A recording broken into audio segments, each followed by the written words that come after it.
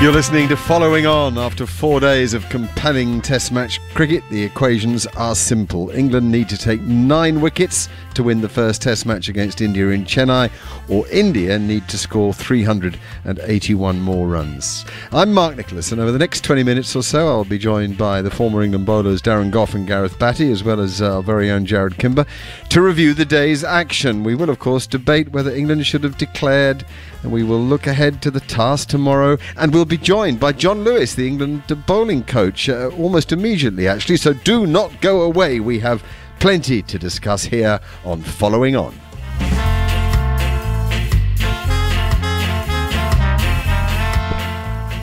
John, Mark Nicholas here, can you hear me? Yeah, loud and clear, Mark. How are you? Yeah, very good, very good.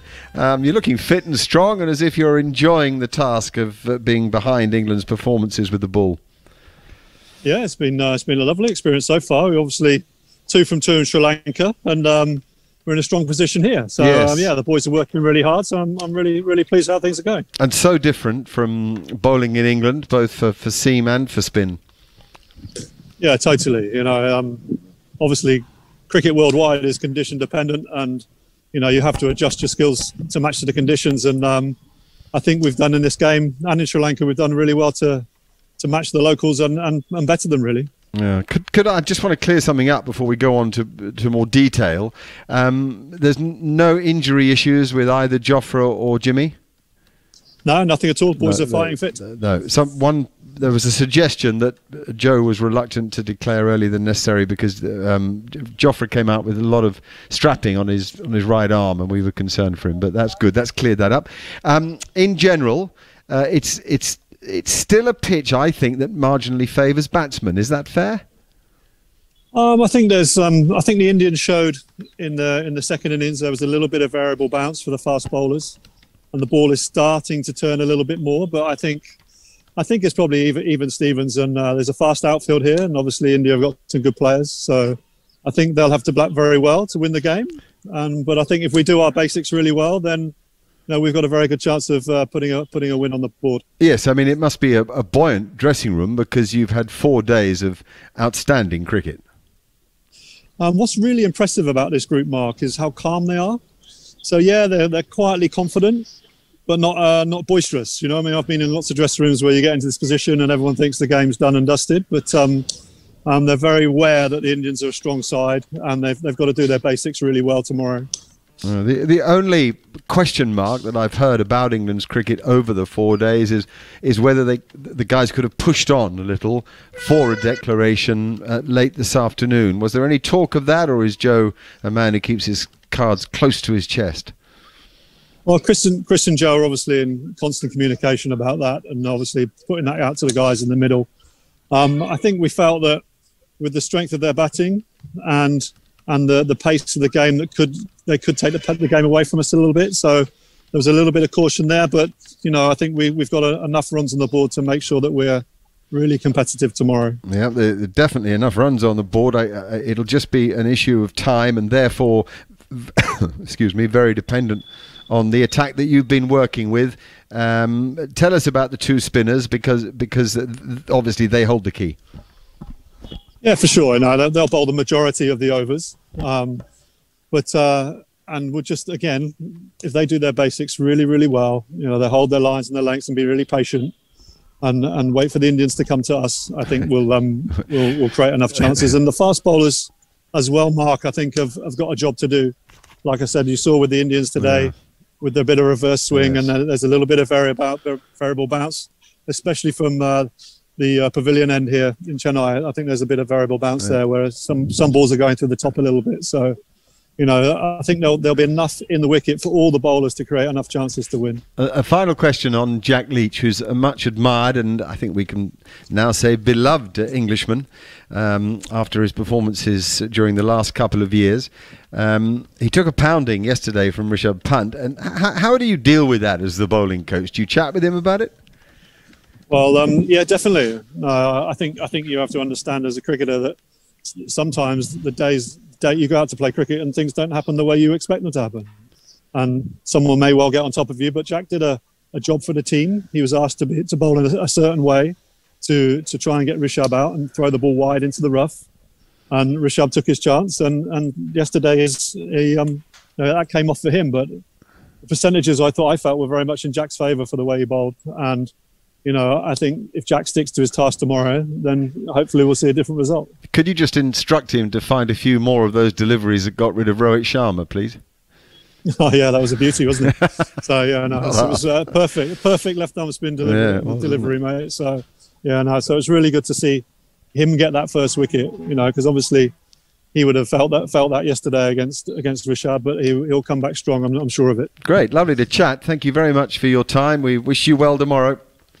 Pleasure, Mark. Thanks, mate. Okay, John.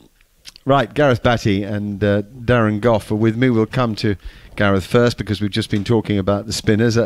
John is a thoughtful, interesting guy, very good fast medium swing bowler in his day for Gloucestershire and well thought of around the country. What can he do overnight? I mean, really, what can a bowling coach do? Just encourage? Yeah, it can pick up on how the pitch has deteriorated, maybe the different angles the ball starts to go. If the ball is getting slower off the surface or bouncing more, you can give a bit of tactical insight of something how a batsman plays to a certain type of delivery or a certain angle that's bowled at them. It's all little tiny 1%ers finishing. Ultimately, it's down to the guys on the field, but he will be there as a very good confidant and a man that they can sort of bounce ideas off. Goughy, you've spent time with the team working with the bowlers, and I know you were very impressed actually with not just with their skills but with their attitudes. What would you say to them overnight? Because you have to be careful about pinpointing too much that then might heap pressure on them. I think what I'd be saying if I was out there with the team now is, but don't rely on just the spinners winning this test match. The seam, as you've seen from India, can play a part. I think Bumrah and Ishant Sharma, when they bowled today, bowled a certain way with attacking fields. It might not look like attacking fields, Mark, when you've got three men catching in on the leg side in positions you're not normally seeing. When people think of attacking bowling, they're looking at a 2 slips in place or 3 slips in place, a short leg, a gully. You don't need to do that in these conditions. You hit that back of a length hard as you possibly can, the slant and reverse swing into the right-hander. You have 3 catches on the leg side can come into play. So all I would say to him, do not rely on the spinners winners this test match. You are all in the team to take wickets. Don't rely on Jack Leach and Dom Bess. Okay, so you don't, for example, say, okay, Shubman Gill is playing you off the back foot, get it fuller, or do you get to that kind of detail? Well, to be fair, I think most of the players, if I were them and I was playing against spin on this pitch, I'd be looking to play most of it off the back foot, wouldn't you? I think that would be the common sense thing to do. I think when we've seen something happen, we haven't seen many go low, have we? What we've seen when the odd one goes through, it's been the bounce, and if you are lunging forward at them and coming really off the front foot, that's where you're more likely to get the inside edge. That's where you're most likely to get one off the glove that goes to the close-in fielders. What do you think, Bats? Yeah, I think if he's hanging back to the seamers, if it's can you get it fuller? I think you still have to stick to your strongest ball, and it's very hard to change your length drastically. You can go the front edge of that A4 piece of paper that you want to bowl it in, but you don't want to be going too much further than that because you lose your natural attribute. So yes, you can be a fraction further full, but also it's still a good pitch in the middle parts of the pitch, so you don't want to get too carried away. I agree with that. I think it is, you see. Jared, do come in any stage with anything, otherwise I'm going to go to my review of the whole day. But have you got anything to add there?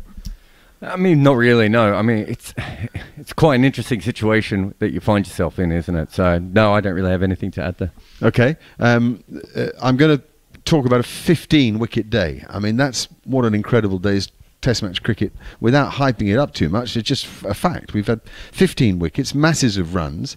India were batting this morning. They're batting again this evening. And yet England, who were bowled out, are in full control of the match. I mean, it's a remarkable circle that this game has taken today, and mainly in England's favour, which is very exciting. We see test match after test match that entertains us, and that's partly because of the attitude of the modern player, partly I think because the pitches are offering plenty to the bowler, so there's a nice balance between bat and ball. I make it, at the moment it might be 50-50. It's been at absolute worst probably 70 70-30 in favour of batsmen, but there's always been 30% there for the bowler in this game, as there was in Sri Lanka. And of course, there's a lot of very good players around. So, you get your Broots and your Stokes and your Andersons and your Kohlis and your Ashwins and all these people. They're some of the best cricketers ever.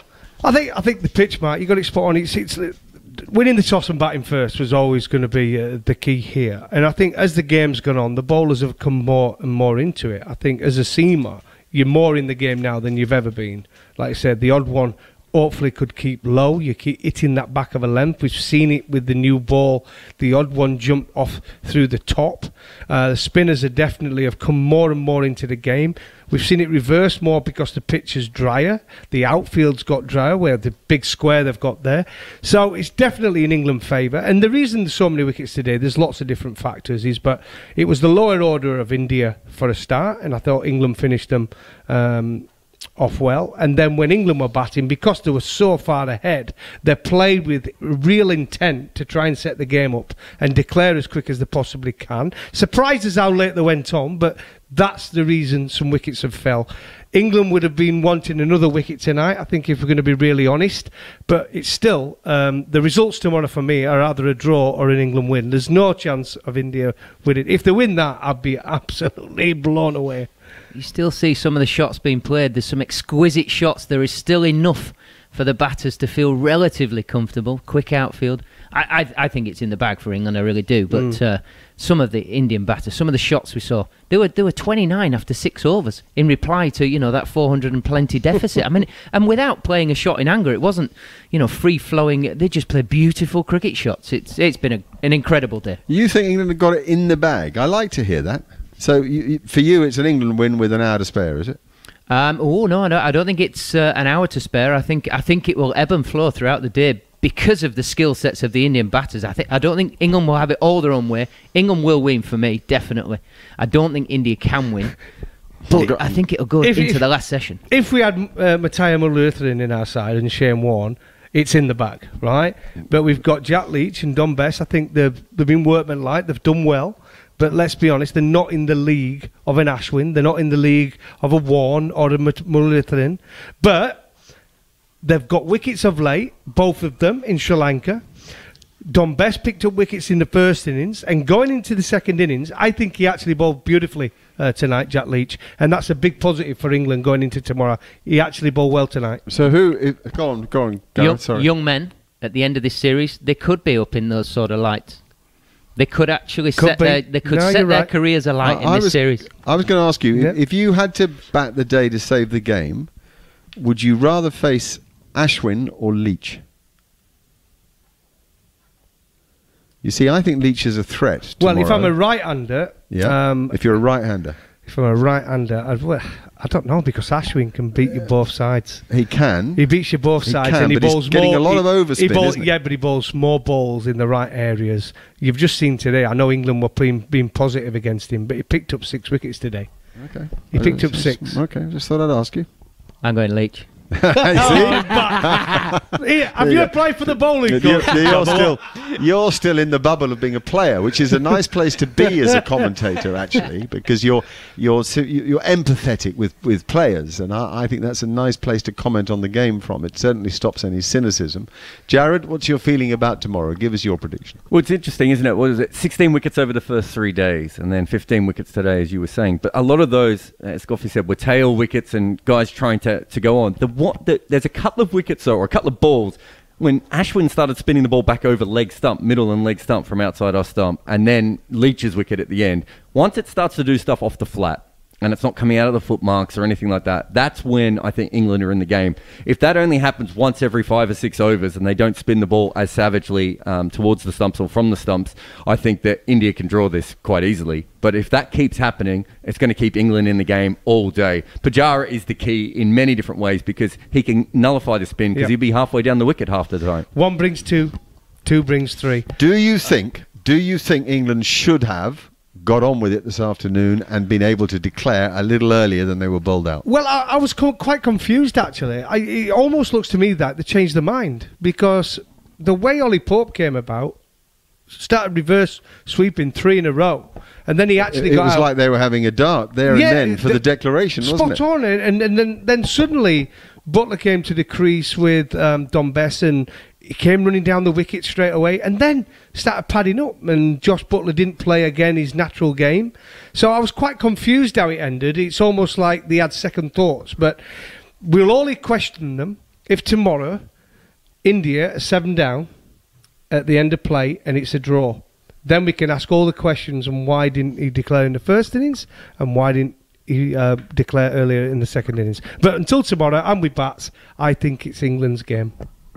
Okay, fascinating. Thank you, guys. I reckon it's even money, England and the draw. I think they're both about the same. I think India have it in them to hang on in there, because I don't think there are as many demons in the pitch as you might have expected on the last day here in Chennai. But I'll be surprised if England don't win, but I don't think it's much better than even money. I can't see India making a further 381. But look, I mean, we live in an age where cricket surprises us perhaps more than it ever did. So in the age of entertainment, don't back against anything, is my view. Thank you to Jared, to Gareth and to Goffey. An absolute pleasure to listen to John Lewis as well, who spoke intelligently about England. This is Following On, as we just briefly look back. Look what Sundar does. Oh, a great way to go to 50, which is warmly applauded by his teammates. Oh, that's popped up into the air and it's caught by Josh Butler. Well played, Jack Leach. That's out, caught at slip. Lovely turns and bounces. Excellent cricket from Jack Leach. Ben Stokes makes catching at slip look, well, very easy. Anderson goes in. Ishant has flipped this up in the air and will be caught by Ollie Pope at short leg. 2 slips and a leg slip in place. It's edged. Oh, what a catch, Ben Stokes. What a catch. What a catch! India have been bowled out for less than the follow-on target, 337. Well, we're about to get underway, and the first over is bowled by R. Ashwin, and he's taken a wicket. He's spun it past Rory Burns onto the outside edge, and it's caught by Pujara at slip. This is the classic, isn't it? This is the oohs and ahs. This is the vultures round the back wanting to feast on your carcass. I'm not surprised. I'm very, very pleased and happy the way the England batsmen have gone about their job. And as soon as Steve Harmison says that, Sibley comes forward, inside edge, and he's caught at leg slip. Well, before I let Gareth Batty come in here, I'm just going to go outside and put my size 12 straight into my mouth. Here comes Ishant. Big in swing at LBW. Up goes the finger. That looked absolutely plumb. R. Ashwin continues, and what a reverse sweep from Joe Root. He's hit it beautifully. And Stokes drives that really hard down the ground. It goes in the air over mid-on, really like it's come out of a gun. Oh, bowled! Yes! Yep, beautiful off-spinning. Terrific stuff from India here, trying desperately to stay in this game. And that one is trapped in front. Up goes the finger. LBW was the appeal, and Joe Root's been given. Down the wicket goes Josh Butler, and he's smashed it straight back over the bowler's head, and he's cleared the boundary by 10 metres. That was mad. He does it again. Oh, now he's hit it way in front of square. An incredible shot, really. He goes again, same shot, and he's out now, caught mid-wicket. Oh, he's chipped that one straight back to the bowler. Ashwin has taken his 6th wicket. Jimmy Anderson's gone second ball, and England have been bowled out for 178, which means India will require 420 to win the first Test match. Shubman Gill back in his crease. Oh, he times the cover off of this one. What a shot that is. I'd love to know whose bat that is, because that looks a very, very fine piece of willow, the way he's played those. Well, it'll be his. He just took his stickers off, marker. Silly point, slip in place. Yeah! And he's bowled him! Absolute beauty by Jack Leach. And England have the first of the 10 wickets that they need to win this Test match. Brilliant, Jack Leach. 381, gentlemen, is the number that India will be focusing on. England need 9 wickets to win this Test match, to go 1-0 up in the first game.